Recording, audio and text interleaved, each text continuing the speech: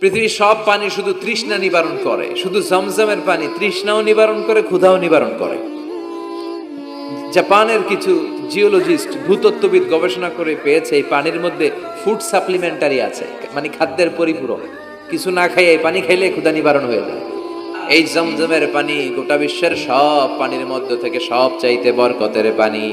এই পানির মধ্যে রোগের জন্য চিকিৎসা আছে, মানুষের ক্ষুধা লাগলে এটার ভেতরে খাবারের উপাদান আছে।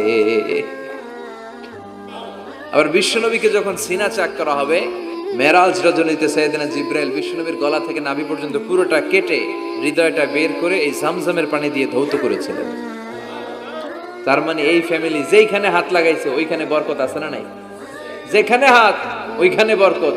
বাবা পা লাগাইছে মাকাম ইব্রাহিম, ছেলে পা লাগাইছে জামজামের কুয়া। হাজার দৌড়দৌড়ি করেছে, আর সাআয়ু বাইনা সাফা ওয়াল মারওয়া হজের মধ্যে ওয়াজিব করে দিয়েছে কে?